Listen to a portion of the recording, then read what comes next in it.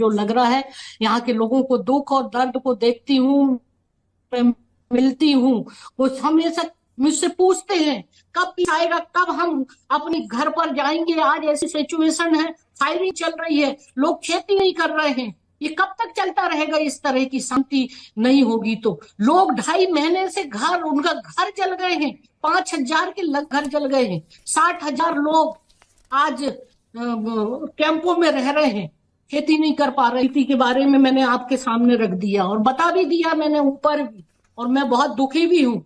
यहाँ का जो सिचुएशन, मेरी लाइफ में, जिंदगी में मैंने कभी ऐसी हिंसा नहीं देखी जो मैंने मणिपुर में देख रही हूँ। An appointment with the Prime Minister himself. There was no response. Till today, we're still waiting for that opportunity to apprise him the gravity of the situation. Forget about 79 days. For such scale of violence, even a week is a long time. Silence is deafening, and I am very disappointed as the leader of my people. It feels that priorities are entirely misplaced.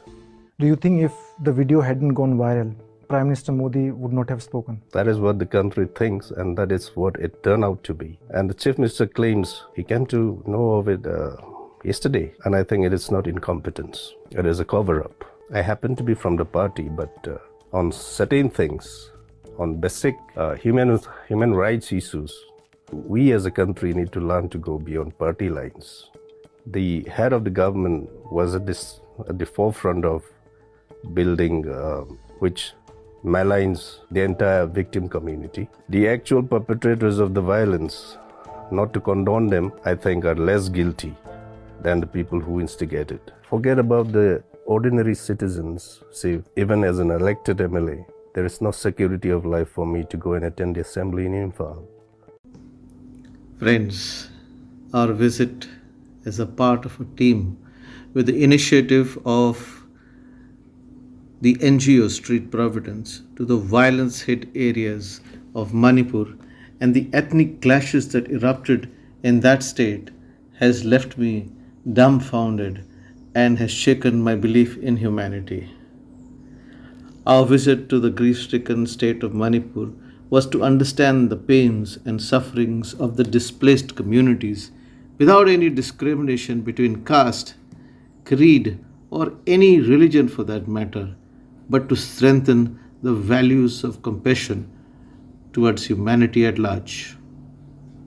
I, together with my team members, met the Governor, Honorable Srimati Anusuya Yuki, who was gracious enough to meet us and to understand the work undertaken by the NGO Street Providence. Under the direction of the Governor, we also met the Chief Secretary of the state, who helped us in meeting the right victims placed in relief camps.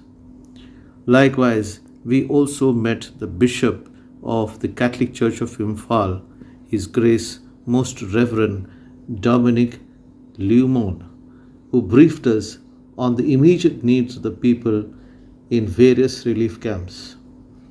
These widespread clashes and bitter experiences among communities have left an indelible mark on families, especially innocent children.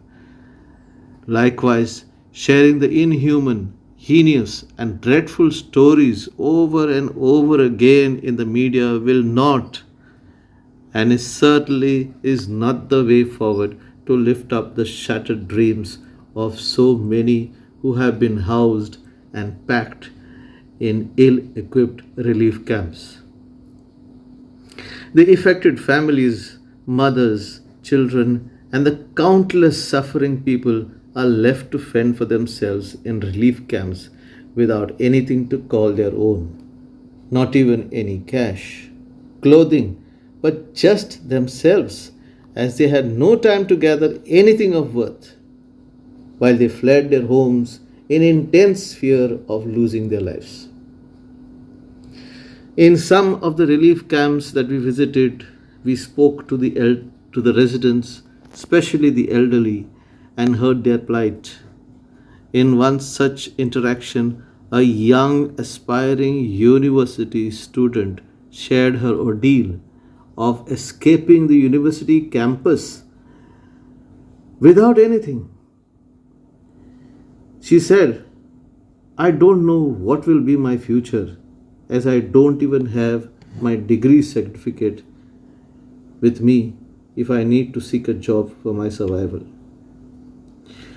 In another heartbreaking story, a mother who managed to escape the nightmarish scenario said that she fled with nothing but the clothes on her back. When we handed over a small token of monetary assistance, she burst into tears while she lamented, what have we come to in our lives? The worst affected are the young children who carry the trauma of violence and the burning of their homes while they fled together with their loved ones and parents. We felt the urgent need of counselors, psychologists, and mental health workers at these relief camps as the victims are distraught after having been displaced because of these violent attacks. It is now time, friends, to stand for humanity to survive. The survivors need our compassion, our generosity, and a humane touch. While interacting with the survivors in the relief camps, we realized they did not have even any bank balance to fall upon. Not even a penny. Forget a house to call their own as a home to come back to. No amount of sharing those dreadful images of the past will bring solace to the broken and shattered hearts. Many young and youthful individuals who dreamed about a successful future have now lost hope and cry, thinking of the bleak future that stands before them. In such circumstances, I call upon the people with a large heart who are ready to share a part of their goodness to come forward and be part of the generous givings in the form of sending monetary assistance through responsible and transparent NGOs and institutions that are sending relief material.